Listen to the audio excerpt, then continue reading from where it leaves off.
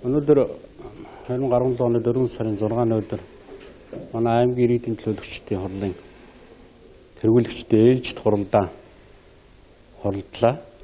Тэгээ энэ хуралдаанаар өнөөдөр 12 асуудал хэлцлээ.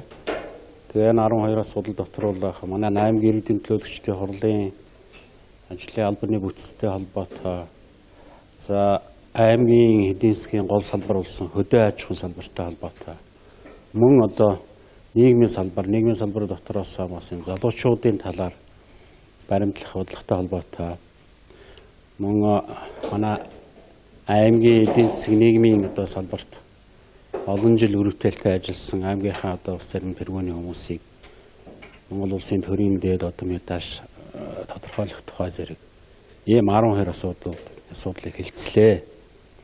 Тухайлбал одоо манай аймгийн иргэдийн төлөөлөгчдийн хурлын ажлын албал хууч 12 оны бүрэлдэхүүнтэй ажиллаж байсан. Энийг өнөөдрийн төсвийн хүндрэлтэй байдал бас одоо төрийн байгууллагын бүтцийг одоо бас болгохтой холбоотойгоор 9 хүний бүрэлдэхүүнтэйгээр ажиллахад тогтлоо. За хоёрдугаарт нь аймгийн иргэдийн төлөөлөгчдийн хуралд одоо хяналтын хороо байгуулахаар шийдвэр гарлаа.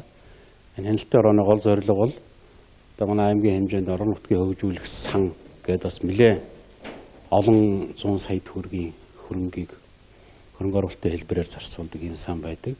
Тэгэхээр энэ сангийн төлөвлөлт, энэ сангийн зарцуулалт эцсийн үр дүн юу болвоо? Энэ олон 100 сая төгрөгийн.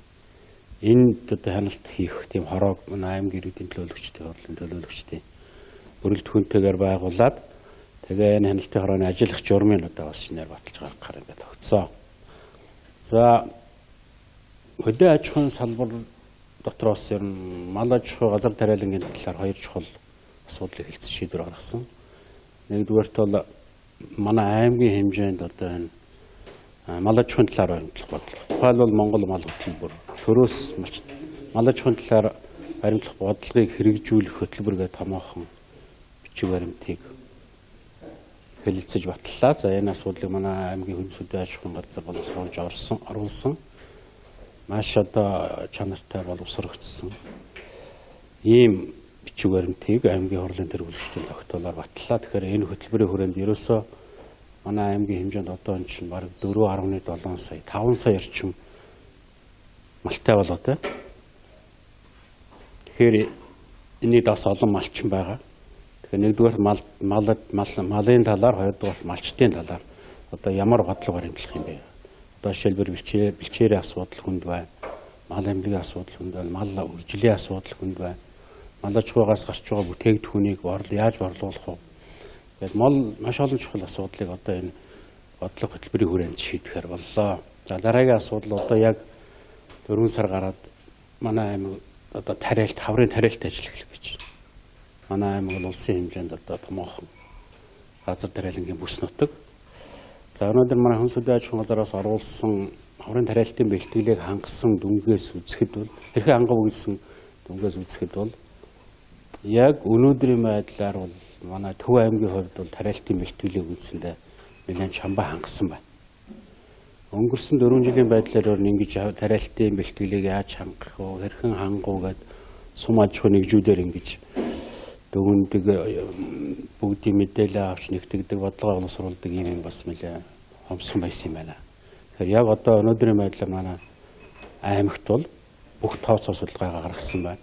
За дараагийн нэг чухал хэлцээ асуудал бол Төв аймгийн хэмжээнд залуучуудын талаар баримтлах бодлогыг хэлцэж батлаа. За энэ бодлогыг боловсруулах асуудал ер нь 4-5 жилийн өмнөөс яригдсан юм байна.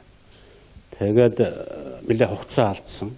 Гэтэл өнөөдөр манай аймгийн хэмжээнд хүн амын ч одоо бараг 60 орчим хувийг одоо 35 хүртэлх насны залуучууд эзэлжээ. Өнөөдөр залуучуудын өмнө тулгамдсан маш олон асуудал.